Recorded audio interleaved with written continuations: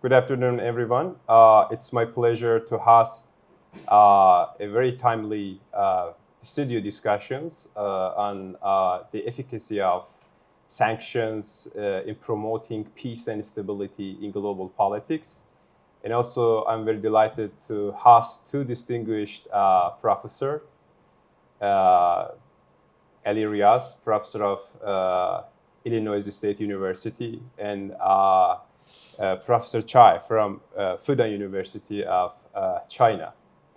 Under Chapter 7 of the United Nations Charter, the Security Council can take actions to maintain or restore international peace and stability. And sanctions measures, under Article 41, encompass, a broad range of enforcement options, except the use of armed forces.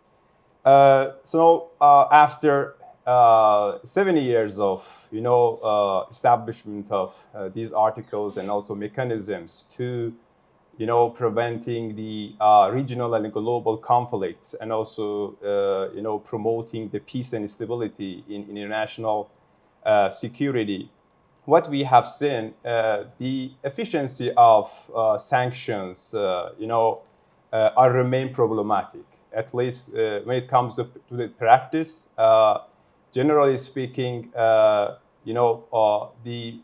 sanctions mechanism mostly have left targeted society vulnerable to conflict and violence, rather than changing the behavior of targeted states. So here, let's evaluate, the efficacy of sanctions mechanism with our distinguished guest, Professor Riaz. Let's, go into the details and, the historical overview of the efficacy of sanctions as a mechanism to bring peace and stability in, global, those areas that are vulnerable to conflicts and violence. How do you see it? Thank you. The effectiveness of sanction regime depends on how that has been implemented and who it has been targeted. First of all, if we are talking about the sanction, there are definitely two kinds that we can see, right? One is the blanket one, imposing sanction on a country with few exceptions, some medical supplies and so on. But generally, that's the blanket one. And then there are targeted ones.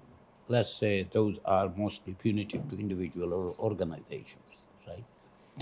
Now, in assessing it, we will have to make a very clear distinction among these two. Insofar as the first one is concerned, a blanket, in some cases it has worked. In many cases it didn't. In some cases it worked. Let me give you one example in case of Myanmar. Once, at one point, there were sanctions imposed on Myanmar on the military regime that has pushed the military regime for democratization. Then the sanctions were lifted, which is basically, as I described, and that was done under Obama administration. And at that point, and subsequently, what I have described is it is basically a carrot policy without the stick. There are no condition imposed as to how the democratization. It went a little bit and then it reversed because the sanction regime was there absent. So you can say sanction worked. Let me give another targeted sanction. And this is the sanction that I'm talking with respect to Myanmar, was very much blanket one. Let me give you a second example, a very recent one, and as we are speaking, sitting in Bangladesh. The US government has imposed sanction on Rapid Action Battalion in 2021 December for egregious violation of human rights. Previously, there have been many incidents of extrajudicial killing and forced disappearance, and it has been tied to the various state actors, particularly Rapid Action Battalion. Since then, the number of extrajudicial killing and enforced disappearance have, significantly reduced. So did it work? Yes, it did. Then I can give you other examples where it didn't, or it has caused more suffering. Say, for example, in case of Iraq under Saddam Hussein. Did it help? We cannot say unequivocally it worked, but definitely it had made sufferings for the people, particularly for the children. So I'm not going to say that there is a clear line somewhere that this works, this doesn't work. In some cases, these are unilateral, and that's why what I see sanction at two levels. Number one is it is a punitive measure with a clear message for individuals or the countries, particularly targeted one, whether it is even today as we speak in case of Myanmar and other countries, there have been targeted one against the military junta and their members. So in that sense, that it's a punitive one. Definitely, it actually puts you in a very difficult spot. And there is a symbolic value to it. Let us not forget that there is a symbolic value to it. That you are sending a message that this kind of behavior is unacceptable. Now, most of this is unilateral, and mostly it is used by the United States. Given the United States' position, it can, and it does. So I'm not going to say that, a clear answer can be yes, no. It has to be qualified based on particular situation and the nature of the sanction and the intended consequence of this. Great. Practically speaking, when it comes to the philosophy of sanctions regimes, it want to bring peace and stability in any, targeted society, the regional security arrangement, or at global stage. But it seems it's highly influenced by influential players' intentions and interests rather than the collective, security interests. What we call it, actually, there are differences between where exactly we talking about it and what exactly we're talking about it, who's the player is. For example, sanctions, have been prominently, U.S. leverage to weaponize sanctions against those societies that are odds with the United States' interests, the region or in the global stage. Do you see, sanction regimes as the, political and geopolitical leverage in the hands of United States to develop and to maximize interest in different parts of the world? It is a political action, no doubt about it. I'm not going to sugarcoat it as a political, non-political one. What is the intention? The point is that intended objective, as I mentioned previously. There could be two intended objectives. One of the things that we will have to accept the realist situation. Does the nation pursue its own national interest? Of course it does, because it's not a charity organization. There is a difference between Oxfam and the United States, right? We know that. Meaning that there's not a charity organization that's going to do it. So will that be in some ways be influenced by the decision of the national interest? Of course it does, and it did. The second point is that does it contribute to a larger good in some instances? As I mentioned, there are situations it has. I mean, if you're asking Bangladeshis, for example, what happened since 2021, December, they would say it was a great thing that they did it. At least they saved lives, because hundreds of people were being killed at that point. But it's not as many. It has not completely gone away, but it is. So, has it been used for political purposes? It has been used for the political purposes, but again, it has been only used for political purposes. No, I would not agree to that. The geopolitical considerations to consider some rogue state, there are other considerations when you are going into. I mentioned about the Myanmar situation. Wouldn't you consider that as a rogue state when it was actually marginalizing, persecuting, and for years the military regime was practically had no scope for democracy? Would that not be considered as a good objective? Or for that matter, in other instances where this has been targeted to individuals who have been engaged in money laundering, for example. Right. Thank you. Professor Tai, I'm coming from a sanctioned country where its people has been suffering from, the U.S. brutal and unilateral sanctions over the past 4 decades. Theoretically speaking, sanctions aimed at, the change in states' behavior. Right. Exactly when it comes to the, regional differences in the West Asia, more specifically in Persian Gulf, and Iran's international standing against the United States and liberal international order. By considering these, experiences and, the recent developments, you know that it hasn't led to change in Iran's state's behavior, especially regional influence, but rather it's highly, influenced people's life. And it has left Iranian people vulnerable to many crises, food crisis, drugs, drug supply, or whatever we can categorize in this. What's your evaluation? How effective economic sanctions are?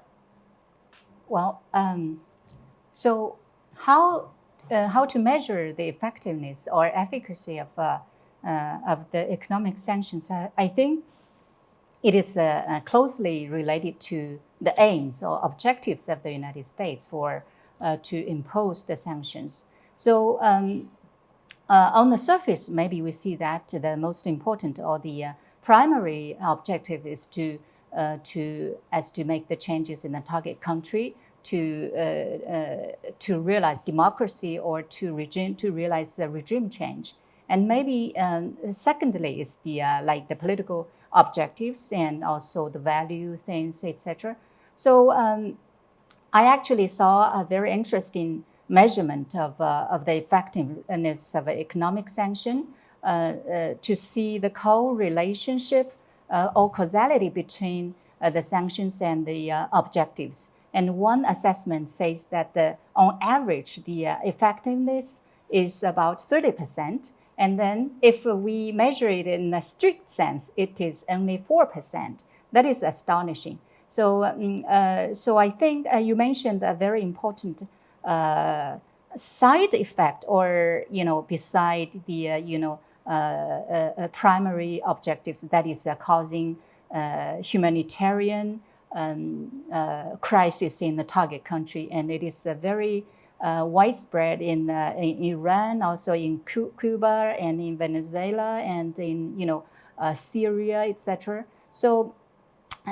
And these are not only the results or side effects of sanctions. There are many other side effects, as you mentioned, healthcare, and these affect the livelihood of the general public. And also maybe there are other side effects, maybe increasing nationalism in the target country, increasing the resentment and division globally, and also in some countries.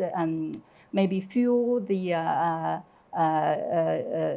the migration of people to other more safer countries, and also lead to the division of the global economy, and even a kind of suppression in supply chain, etc., as we see now in the U.S. sanctions towards China's chain, semiconductor industry, etc. And these are really important to justify the efficacy of economic sanctions, and especially for China. We see that originally we see the primary goal of the U.S. sanctions might be to regime change or the democracy promotion, but as we see, the main target of U.S. sanctions are like Cuba, Russia, China. And recently, Russia. Yeah, all those geopolitical rivals of the United States, or those nations with very important economic importance. So that maybe signify those geopolitical objectives goes beyond the democracy, claims. Behind that. Great. Right. And if we look into the details of recent conflict, international conflicts, like Ukraine war, right? Many of Americans themselves and even academians even began to argue that the U.S. sanctions, give zero leverage to change President Putin's behavior in Ukraine. But still, they're insisting to, continue sanctioning Russia. And at the same time, Russia, highly motivated to, go to war, deeply, to retaliate things and also to make and bring leverages against the United States and more specifically NATO.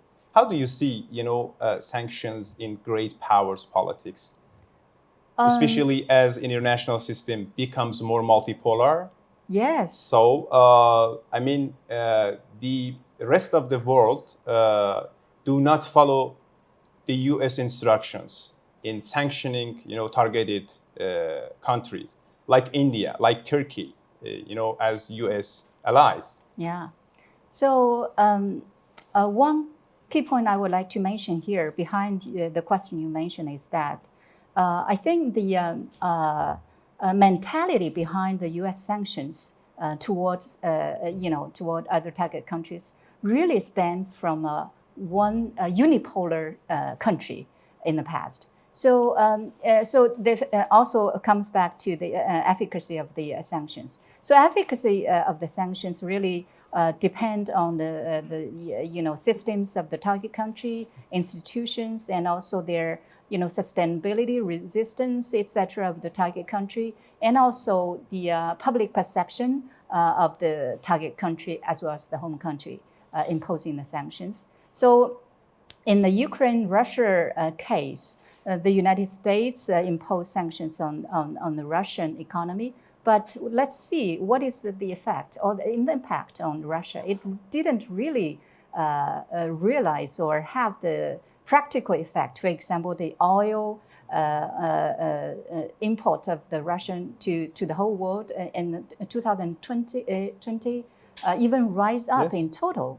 And also the Russia, retaliated in a lot of ways, and actually that really brings harms to other third-party countries, as the European countries a lot. And the European companies really had a very higher cost for fuel, expenditure, etc. And the Russia even say that it might retaliate with possible nuclear war. So we see that the U.S. sanctions didn't realize the peace promotion objective. Instead of here just promote maybe instability in these areas. So it's really hard to justify the efficacy. So we are now living in a multipolar world and instead of a unipolar world. So the United States have to change and maybe to other mentality to promote more dialogue and to resolve to other peacekeeping and also communication channels and try to find more ways instead of a sanction. Great. Among my European academics colleagues circling, they just name it the United States of sanctions, and this is the reason why this trauma is still intact, but it needs to be revitalized, and revisiting according to the new dynamics and realities of the world. Professor Riaz, the influence of U.S. sanctions mostly derives from the U.S. hegemony in the global finances, and its control, especially its control over the monetary transactions in all over the world. So now American aggressive use of sanctions have endangered the reign of dollar, especially many of its rivals and also its allies. It started to looking at alternative options. For for example, transaction and trading with national currencies. How de-dollarization could affect the prospect of affecting the sanctions, especially against those targeted societies in the coming futures? Let me go back to the previous thing and then I will come back to it. Let's say in case of Ukraine, United States' decision to aggressively sanction has not limited the aspiration or military maneuvering and aggression of Russia. If that is the premise, then even before the sanction, actually, the war started.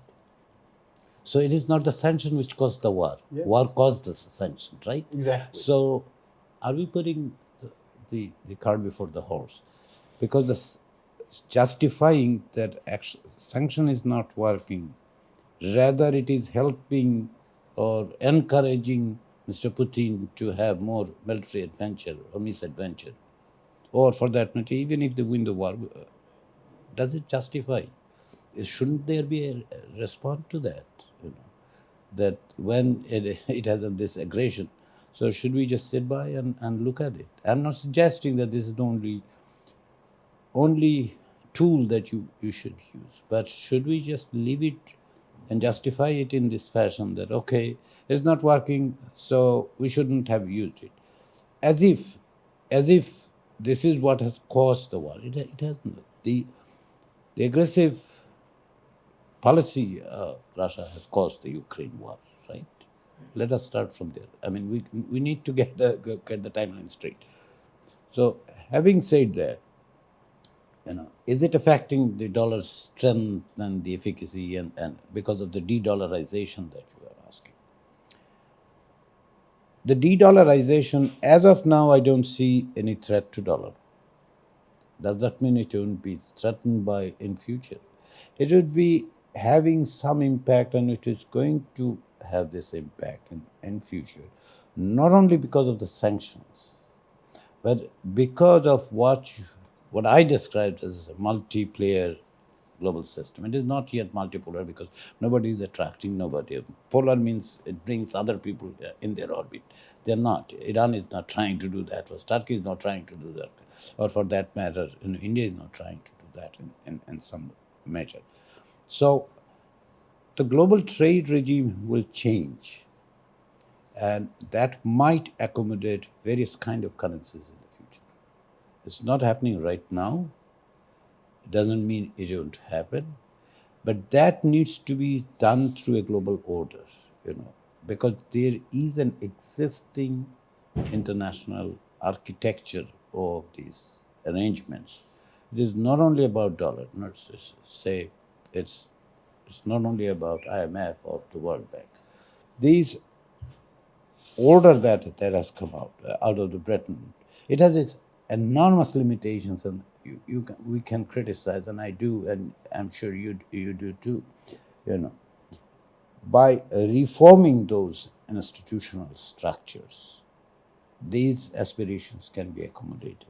That doesn't need to be put it as if de-dollarization is just a step because of, particularly when we're talking about sanctions. Yeah. Let us not put it there. There are other reasons, and the changing landscape, global landscape, would require new architecture. And this new architecture on security issues, on monetary and financial structures, that needs to be. Even United Nations Security Council needs to be restructured as well. Yeah. Because that is how it is.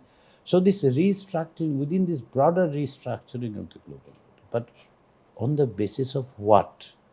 I'm not opposing, rather I'm suggesting changing, but there has to be some the basic understanding as to why this global order needs to be. Challenging it as a replacement because it requires the basic premise and the values that would determine. What are the values? The values is, to me, the inclusiveness. both at the global structure and within the countries, right? So how do you ensure that one? When you have an ideological position that, okay, one-party state is fine, authoritarianism is fine, whether it's in the name of religion or party or whatever, it doesn't matter. At the end of the day, authoritarianism means authoritarianism from the people's point of view. Right. Whether you are persecuting me in the name of the religion or my ideology, when I die, it doesn't actually matter, does it? So my point is here, that de-dollarization should not be seen as a corollary to the sanction regime. Rather, it should be seen as a restructuring, necessary restructuring in a multiplayer world that is emerging. Multiplayer world does not mean that there won't be hegemons. There would be. Because whether it is based on region, based on various kinds of structure, there would be. Because everyone is not trying to be United States, or everyone is not trying to be China. So these are somewhat nuanced and complex idea, but we need to take them pieces and see it instead of trying to put a causal one. And Professor has mentioned about the efficacy of the 30%, right? Let's say 4%, the one. But when you are part of the 4%, and if it is imposed, and I'm giving one example repeatedly because we are sitting here in Bangladesh, right? Yeah. It saved lives. One life saved, is it not worth saving that life? To me, it does. So even if it is 4%, if it has effectively saved lives, that is, in a sense, there is a justification. 96% didn't work. Let us look at it. That's why it didn't work. And that's why I said at the very beginning, make a distinction. Targeted one, blanket one. Blanket one sometimes works, sometimes doesn't. Great. Chai, Professor Riaz just emphasized well and restructuring of the global landscape. The polarity is overtaken by some confusions, but now there is a serious and urgent demand for reviving of United Nations Security Council's priorities to promoting peace and stability. By considering new dynamics and also newly emerged unending conflicts in the Black Sea, in the Middle East, in East of Asia, the raising tensions between United States and China, and also by considering the recent initiatives like the expansion of BRICS and joining new group of members. What's your prospect and what's your any recommendation to revitalizing and revisiting those mechanisms for bring peace and stability for Security Council in United Nations? Well, I think this might be a very important alternative to the unipolar sanctions in the multipolar world, because sanctions has different categories from one side, from the United States only, and from multi actors such as the EU, and then, as you mentioned, from the maybe from the Security Council of the United Nations. So actually, for the one actor sanction, it really involves a lot of more geopolitical objectives instead of those democracy claims or intentions. So, if the United Nations Security Council can do such even peace promotion activities or institutions in the world, that might mitigate those side effects in the target countries, and I think it's very important to promotion of the peace and development. And also, you mentioned the BRICS. I think it is it is a manifestation of a globalization of the world the whole world, either in economy or politics, because BRICS represent a kind of rising economies and in opposition to the developing world. And we see this is a trend because the United States was a hegemon, but other economies are developing and in rising in technology, in economy, and in political pursuit. So it is unavoidable trend for other, multilateral organizations to appear and to function in this world. And I think it is very imperative for these organizations and institutions to play its role in such a ever-changing world. Thank you very much, Professor Riaz. Do you want to add something about any recommendations to revisiting in any restructuring of these mechanisms as well? I do. I mean, my point is that restructuring is necessary because it has been structured long time ago. The world has changed. Whether it's because of China's rise, that's not the point. The point is the world has changed. Let us address those things in a manner.